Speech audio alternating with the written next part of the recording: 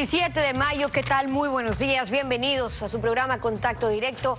Empezamos revisando quiénes son hoy nuestros invitados. Nos acompañan Richard Martínez, ministro de Economía y Finanzas. Vamos a hablar sobre el programa económico del gobierno para la recuperación productiva bajo la conducción del representante del sector empresarial. Esto, la tarea compartida para la ejecución del programa, garantiza equilibrio para el fortalecimiento fiscal, la inversión privada y la generación de empleo, un compromiso para la historia.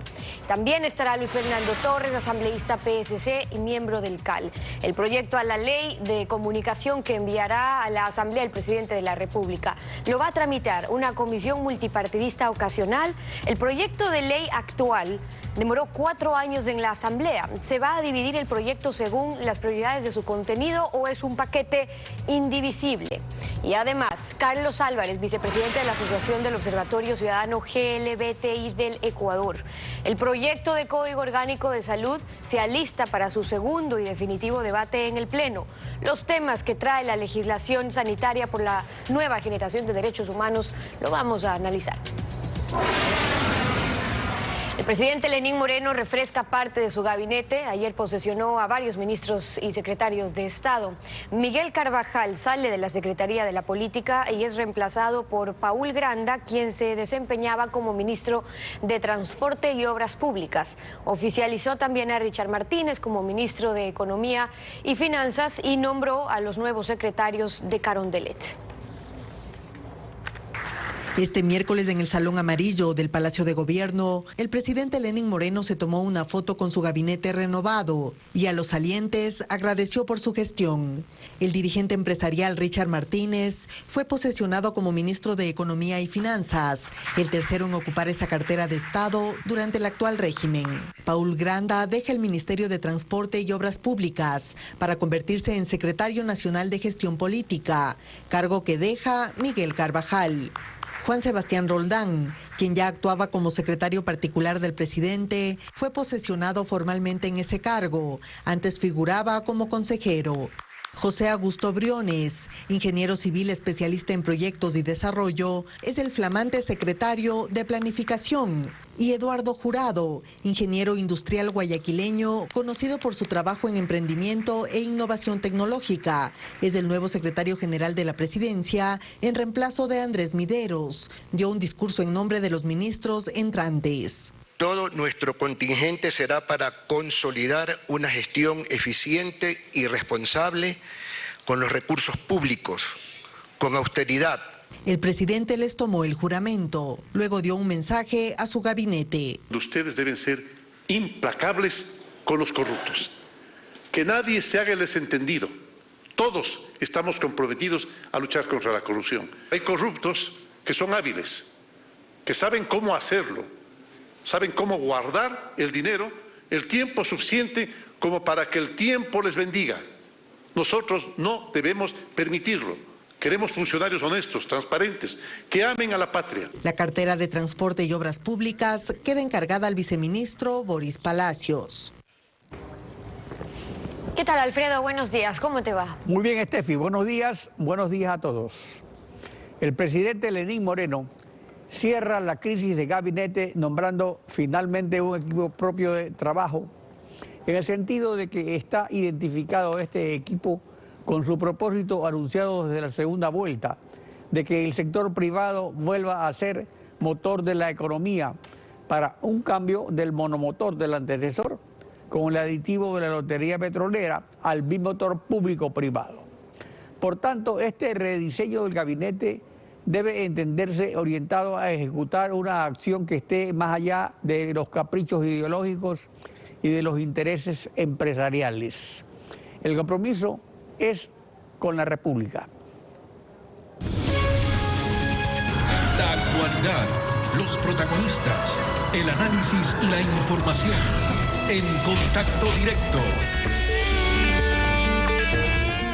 El nombramiento como ministro de Finanzas de Richard Martínez, presidente del Comité Empresarial, abre un círculo de mejores expectativas, no solo para los gremios de la producción.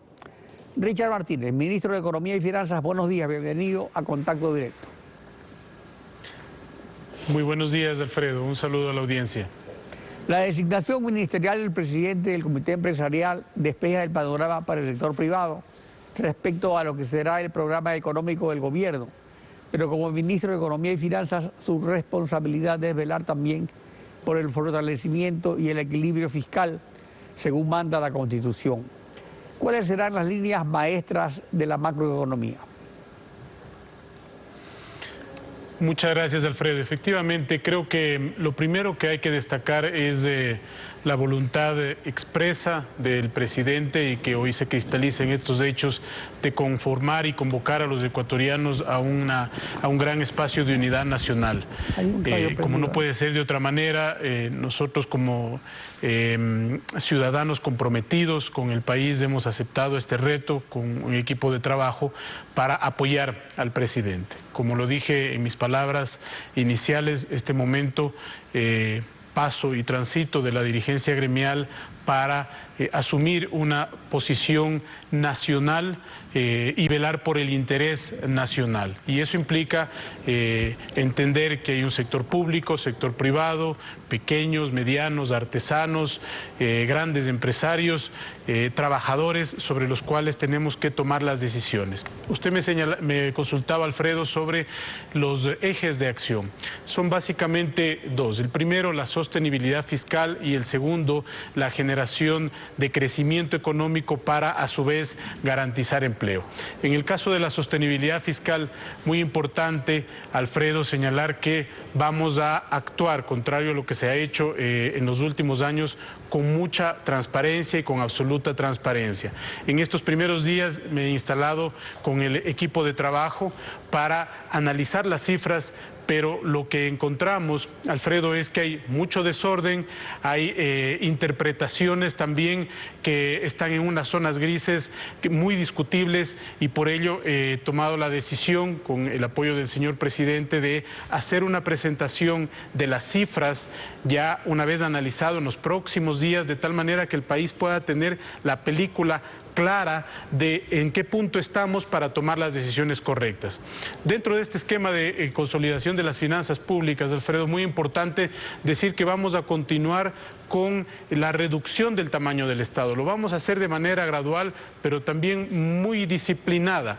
Y esto, Alfredo, sin afectar a los sectores más vulnerables, sin afectar a nuestros compatriotas más necesitados. Fíjese usted que en estos 2-3 primeros días de gestión me encuentro con cosas realmente preocupantes. Habían pagos retrasados por más de 100 millones de dólares para grupos vulnerables, para nuestros ecuatorianos de la tercera edad, hombres y mujeres de la tercera edad, para programas relacionados con nuestros niños, la provisión de bienes y servicios, y ya he dispuesto que todo eso se viabilice de manera inmediata. Ese es el compromiso que vamos a tener, pero no solo de destrabar lo que venía obstaculizándose, sino de garantizar de que a futuro nuestros compatriotas más vulnerables van a tener la tranquilidad de que no se les va a afectar. Por eso, en el caso de los jubilados, por ejemplo, de los servidores públicos, también ya he dispuesto que se ejecute un plan de pagos que hemos armado emergentemente y que también estaba retenido y que esperamos que ya se termine de ejecutar hasta finales de mes o la primera semana de junio. Respecto a la corresponsabilidad en el manejo económico asumido por el sector productivo con su nombramiento, tenemos que esta responsabilidad será compartida no solo con otros ministros que vienen del sector privado, sino con técnicos y funcionarios de Alianza País que creen en otro modelo económico. ¿De quién será el éxito o el fracaso? ¿De Lenín Moreno, de Richard Martínez, de Alianza País, del sector empresarial? ¿Hay conciencia de que están todos en el mismo barco? Alfredo, yo creo que estamos, como usted lo señalaba, en un momento histórico en el que la República, el país, tiene que estar por encima de las visiones ideológicas. Tenemos que deponer actitudes para actuar con mucho pragmatismo y ver el futuro con optimismo y esperanza. Ese es nuestro rol en este momento. Y evidentemente aquello implica consolidar un equipo que genere la viabilidad para este tipo de acciones inmediatas, entendiendo que somos parte de un gobierno que tiene un plan de gobierno estructurado, que tiene una visión estructurada, donde nosotros entramos a aportar con nuestro contingente para reconducir la economía de la manera más apropiada. En los últimos años hemos tenido un desorden muy fuerte de las finanzas públicas. El Estado gastó mucho más de lo que le podía precisamente sobre eso, hacer, y Richard, eso nos ha llevado a un endeudamiento agresivo. El corazón del fortalecimiento y el equilibrio fiscal, así como del crecimiento económico, están en el volumen del endeudamiento público. Después de la auditoría de la deuda por Contraloría, ¿es válida la autorización de la Asamblea al gobierno para endeudarse considerando que los datos del presupuesto estaban falseados? Digamos, si esos datos del presupuesto no correspondían a la realidad, según estableció la Contraloría, ¿esa autorización es válida o en el proyecto urgente o se planteará un nuevo panorama? Gracias, Alfredo. Varios temas en relación a la deuda. El primero, y que lo hemos venido señalando, vamos a actuar con total y absoluta transparencia. Desde el mes de enero, por alguna razón, no se han venido publicando los boletines de deuda. No los encuentra usted. He dispuesto que el día de hoy se publiquen para actuar con transparencia, porque tenemos que, Alfredo, hacer conciencia, y los ciudadanos tienen que demandar al Estado de esa transparencia. Son los ciudadanos los que tienen que velar por esos recursos. Entonces, para actuar con transparencia vamos a publicar esos boletines de deuda el día de hoy. Al final del día ya estarán publicados y los vamos a continuar publicando. Pero no solo para los ciudadanos, sino para los agentes económicos locales y externos. Punto 1.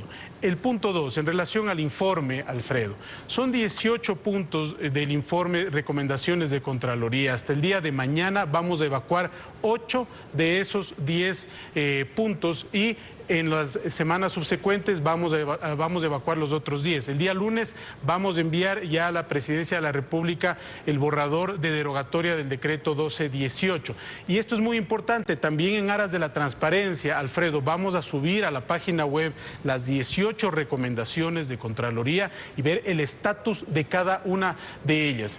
En relación al pronunciamiento, efectivamente el Contralor ha señalado que el financiamiento constante en el presupuesto general del Estado aprobado por la Asamblea Nacional para el presente ejercicio económico 2018 podrá ser ejecutado hasta por el monto contemplado en dicho presupuesto, es decir, cerca de 8.300 millones de dólares. Eso que permite, Alfredo, que este año podamos actuar sin ningún inconveniente hasta llegar a esos 8.200 millones de dólares, y si es que hace falta más, pues tendremos que proceder conforme lo determina la ley y solicitar una autorización de la Asamblea. Ahora, eso no corrige el problema de fondo, y es por eso que en el proyecto de ley que se va a enviar los próximos días a la Asamblea vamos a incluir una reforma que nos permita sustituir ese techo por una serie de reglas macrofiscales que garanticen la sostenibilidad en el largo plazo, porque estamos de acuerdo, y creo que hay un consenso nacional, de que un techo de la deuda limita la gestión técnicamente hablando. Lo importante no es el peso de la deuda sobre el PIB, sino la capacidad de pago que tiene el país. Pero tampoco se puede quedar extremadamente abierto eso para que luego se haga uso irresponsable de una falta de claridad en la reglamentación. Se continuaría en la misma línea de endeudamiento. Ahora, desde hace 9 meses el gobierno está considerando un alza a los aranceles aduaneros para los bienes de consumo, hasta el techo autorizado por la OMC, y aún no ha resuelto nada. ¿Se ha descartado esa medida? ¿Ha influido el repunte económico observado desde que se levantaron las sobretasas arancelarias? Mira, Alfredo, nosotros en este momento estamos haciendo una evaluación total, la visión creo que es conocida, de que en este momento hay que generar una programación fiscal estructurada. Hay dos cosas. Lo primero es el proyecto de ley, y nuestro compromiso es con el señor presidente de la República terminar el proyecto de ley para enviarlo antes del 24 de mayo y que sea un proyecto de ley robusto, potente, no extremadamente extenso, pero con temas que generen ese entorno para devolverle la competitividad al sector productivo. Esperamos llegar con un buen proyecto de ley a la Asamblea y que los legisladores aporten en ese sentido. Todos los otros temas de este momento están en evaluación. Nosotros vamos a presentar al presidente un informe primero de transparencia del estado de situación y luego de lo que creemos que se debe hacer en lo que queda del año y en los años siguientes para, sobre esa base, ya a empezar a operar. Pero estamos en ese trabajo, mi estimado Alfredo. No ha sido fácil, como le digo, porque ha habido mucha opacidad de la información, ha habido mucho desorden de la información, estamos estandarizando todo y vamos a ser muy responsables porque el país necesita tener cifras únicas. Necesitamos tener una sola cifra de deuda, necesitamos tener una sola cifra sobre el déficit fiscal y todo eso va a venir en las próximas semanas. Richard Martínez, ministro de Economía y Finanzas, gracias por acompañarnos en Contacto Directo. Muchas gracias. Vamos a una pausa. Al regresar estará Luis Fernando Torres, asambleísta de Cambio PSC y miembro del CAL. Hablaremos sobre la decisión del presidente de la República de enviar a la Asamblea un proyecto de ley de reforma a la ley de comunicación. ¿Qué tratamiento le dará el CAL? Es primera prioridad poner la legislación en conformidad con los tratados internacionales de derechos humanos. Manténgase en sintonía. Ya regresamos.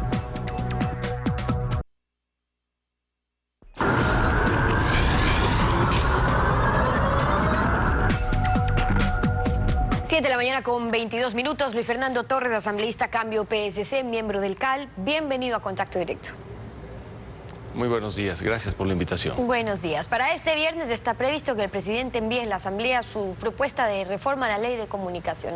Lo primordial, asambleísta, será eliminar esa superintendencia de comunicación, la Supercom. Por supuesto, eliminada la Supercom, ya no se podrá desde el gobierno ni desde el Estado sancionar a los medios de comunicación como ocurrió en el pasado cuando la Supercom no fue otra cosa que el brazo armado del gobierno de turno para amenazar y castigar a los medios de comunicación críticos. El anuncio del presidente Moreno abre una nueva era en materia de comunicación. Pero más allá de eliminar la Supercom, en el proyecto que envía el presidente, ojalá también le deje a la comunicación como derecho y no como servicio público. Escuché estos días que igualmente van a eliminar las famosas normas deontológicas, que son una especie de normas éticas que se encuentran en la Ley Orgánica de Comunicación para abrir conflictos entre los ciudadanos y los medios. Y de esos conflictos se aprovechaba la Supercom, una autoridad administrativa burocrática, para convertirse prácticamente en juez y sancionar una disputa que solamente debió haber sido resuelta por un juez de derecho. Claro, porque en principio suena bien principios deontológicos, si es que fueran en sí principios, pero sirvieron como herramientas para poder controlar, por ejemplo, si el titular que había puesto determinado medio de comunicación estaba bien o no, o si les gustaba o no, que es distinto. Pero al eliminar la superintendencia, usted decía, ya quedan inaplicables las sanciones administrativas con las que, claro, abusaba esa superintendencia. Pero hay que dejar en claro, asambleísta, eso no significa que ahora no habrá sanciones. Existe la responsabilidad ulterior que siempre ha habido. Hay sanciones. Las diferencias sería quién las juzga. Ya no será juez y parte la Supercom, lo cual era trágico, quebraba el principio del debido proceso, porque un funcionario de la Supercom era el afectado, el que iniciaba el proceso frente a un medio y además juzgaba. Eso de lo que ha dicho el presidente Moreno termina, se acaba y volvemos a trabajar en un estado en el que los jueces de derecho serán los encargados de adoptar las decisiones que correspondan cuando un ciudadano esté inconforme con lo que se diga en un medio de comunicación. Es importante entonces este cambio, pero hay otros más que yo lo señalé cuando presenté la demanda de inconstitucionalidad a la Ley Orgánica de Comunicación. El tema, por ejemplo, de la información relevante. Recuerdo un momento en que la Supercom sancionó a un medio de prensa escrito nacional por no haber publicado en primera página una noticia relacionada con el expresidente Correa en un viaje que hizo fuera del país, entiendo que a Chile. El medio de comunicación no publicó en primera página porque no era trascendente, no era importante, pero la Supercom creyó que debía estar en primera página por el tema de la información pública relevante. Claro, la diferencia es que también tiene que desaparecer. Era esta Supercom, esta superintendencia que estaba presidida por un delegado del presidente, quien prácticamente decidía finalmente qué noticia era relevante o no, o qué titular se debía poner o no, o ejercían su presión para poder controlar la información, que es lo más grave cuando hablamos de un derecho de comunicación. Por eso dicen, bueno, eliminemos la superintendencia de comunicación, de ahí hay que partir. Pero esto podría tardar meses o el tiempo que crean conveniente. Recordemos que la ley de comunicación pasada fue 4 años hasta que finalmente se la apruebe. Pero reconociendo ahora esta urgencia, ¿no sería adecuado, asambleísta, primero derogar, eliminar la Supercom y luego tomarse el tiempo que crean necesario para hacer todas las reformas? Estamos ahora un tanto tranquilos porque el presidente Lenín Moreno ha dado muestras de que respeta a la prensa, que considera que la comunicación es un derecho y no un servicio público. Pero no podemos solamente depender de la buena fe y el buen comportamiento del presidente. De allí que es importante que la reforma a la Ley Orgánica de Comunicación se tramite rápidamente. Y por ello, cuando el presidente envíe el proyecto y tenga el Consejo Administrativo de la Legislatura que calificarlo, yo pediré que se le dé un tratamiento prioritario para que el proyecto del presidente sea el que arrastre a otros proyectos de reforma y en 30 días se pueda tener ya un informe para primer debate. ¿Y esto sería a través de una comisión ocasional? La ley. ¿Esto sería a través de una comisión ocasional o cómo sería el tratamiento para que se pueda cumplir dentro de este plazo de 30 días? Los proyectos de reformas a la Ley Orgánica de Comunicación han estado circulando por 2 comisiones, la de Justicia y la de Derechos Colectivos. Bien podría una de las dos hacerse cargo del proyecto. Podría ser la de Derechos Colectivos, que está básicamente dedicada a este tema, sin perjuicio de que evidentemente pueda constituirse una comisión ocasional que se dedique exclusivamente a reformar la Ley Orgánica de Comunicación para que los ciudadanos recuperemos un derecho que nos fue arrebatado y para que los medios y periodistas puedan informar con total libertad y de ese modo fortalecer la democracia ecuatoriana. Y en lo de fondo tienen una línea a seguir, es decir, el Comité de Naciones Unidas ya se pronunció sobre los puntos que considera incompatibles de esa ley con los tratados internacionales de derechos humanos que siempre se denunciaron, pero lo dice claramente que la Asamblea tiene que poner su legislación de conformidad con esos tratados internacionales, pero aquí se hicieron las cosas al revés. Por ejemplo, ponían que en la ley que la comunicación era un servicio público y luego pues intentaron meterle, y de hecho lo hicieron en la Constitución para legalizar ese abuso. Así justificaron la intromisión del gobierno en el control de los contenidos. ¿Por qué? Porque era un servicio público. Entonces, ¿esa sería otra de las prioridades a cambiar? Esa debería ser la primera. El presidente de la República no se puede limitar a eliminar la Supercom. Tiene que señalar en la ley que la comunicación es un derecho y no un servicio público, porque si llega un proyecto en el que no aparece este cambio, será un cambio menor. Lo más importante es que la comunicación sea un derecho. En el Ecuador se legisló, como usted muy bien dice, al revés. Se respetaron completamente lo que se había señalado en la relatoría del Sistema Interamericano de Derechos Humanos, igualmente en la relatoría de la libertad de expresión de las Naciones Unidas. Pero lo más preocupante fue que la Corte Constitucional santificó un proyecto de ley completamente autoritario, sancionador. Yo recuerdo el día en que participé en la audiencia en la Corte Constitucional y pude ver cómo los delegados del presidente prácticamente orientaban un debate que terminó negándose casi todas las demandas que planteamos y afirmándose una ley ciertamente autoritaria que limitó el derecho a la comunicación. Hay un nuevo momento y entonces, si en la Asamblea ya se vio incluso cómo con la destitución, la censura al ex superintendente de comunicación Carlos Ochoa, se evidenció incluso los abusos de poder que se cometieron desde esa superintendencia, pero que fueron posibles gracias a que existía esa ley de comunicación. Entonces, ¿habría, siguiendo esa misma línea, los votos para estas reformas que creen en la reforma, me refiero a la ley de comunicación, cómo están al interior de la Asamblea con los votos para este tema? No tengo la menor duda que habrá los votos. Se necesita 69 votos para los cambios de encontrarse todos los legisladores en el Pleno.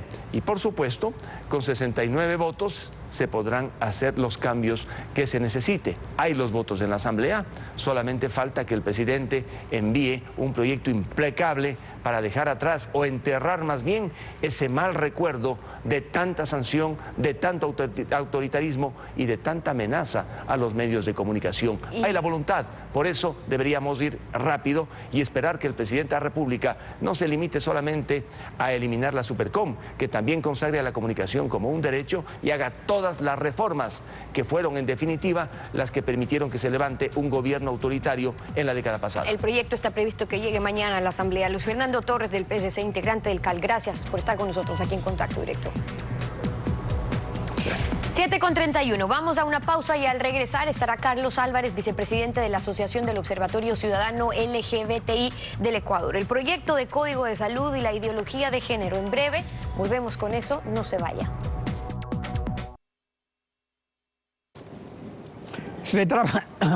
Se trabaja en la Asamblea sobre el informe para segundo debate del proyecto orgánico de la salud.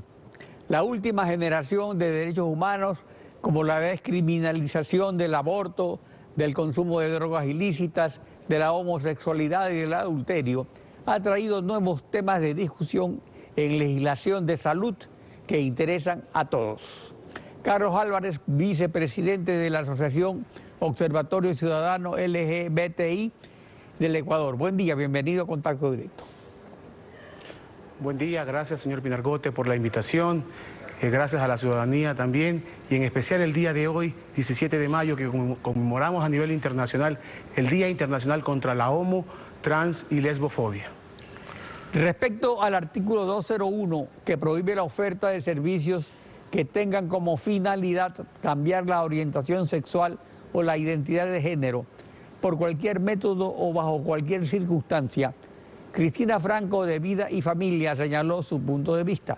Escuchemos. A mí no me puede prohibir el Estado o la norma en el caso de que yo me haya en cualquier etapa de mi vida identificado con algún género y luego quiera revertir mi orientación sexual a mi sexo natural. No me puede prohibir acudir a una clínica para tener un procedimiento, siempre y cuando, eso sí, no vulnere los derechos fundamentales ni la integridad física, emocional o espiritual del paciente. De hecho, el estudio Atlantis menciona que del 100% de jóvenes que se sometieron a un cambio de sexo en su etapa juvenil, quisieron revertir en un 80%. Por eso es que este artículo de alguna manera restringe al profesional de la salud para ofrecer esta clase de terapias. ¿Por qué la asociación LGBTI se opone a la reversión del cambio de sexo? A ver, primero puntualicemos, no nos oponemos a la reversión del cambio de sexo. Y puntualizar primero dos cosas. A la señora Franco decirle, o a la abogada Franco decirle que nadie le prohíbe a ella que pueda asistir a su médico de confianza para que pueda hablar sobre su orientación sexual o su identidad de género. Es más, el artículo 66 de la Constitución, en su numeral 9 y 10, dice que ella tiene el derecho a tomar decisiones libres e informadas, voluntarias y responsables sobre su sexualidad, su vida y su orientación sexual. Eso como primer punto, nadie le prohíbe a ella que pueda ir donde su médico de confianza, psiquiatra o su ginecólogo para que hable sobre estas características, primero. Segundo, decirle a la señora Franco que este borrador de proyecto de ley y en su artículo 201 lo que hace es recoger las necesidades de la ciudadanía, pero sobre todo las recomendaciones y pedidos de organismos internacionales con base científica. Por ejemplo, ya al respecto se pronunció la Organización Panamericana de la Salud, que dice curas para una enfermedad que no existe. De igual manera, se pronunció ya en agosto del 2016 y recomendó la Comisión de Derechos Humanos de Naciones Unidas al Ecuador para que refuerce su trabajo respecto a no permitir que existan estas clínicas que ofertan malintencionadamente curar o revertir la orientación sexual de una persona. De igual manera, podría decirle que en enero del 2017 el Comité contra la Tortura de Naciones Unidas también indicó al Ecuador que evite que existan estos centros, pero más allá de eso le dijo, señores o Estado ecuatoriano, tiene que judicializar estos lugares. Más allá de eso también le podría decir que el informe sobre violencias a las personas LGBTI que emitió la Comisión Interamericana de Derechos Humanos también dice que hay una forma de violencia al tratar de modificar la orientación sexual o la identidad de género. Decirle a ella en todos estos casos que hay evidencia científica, que existen organismos supranacionales, máximos defensores de los derechos internacionales que nos dicen, señores, la promoción de estas clínicas es atentatoria y violatoria a los derechos de las personas.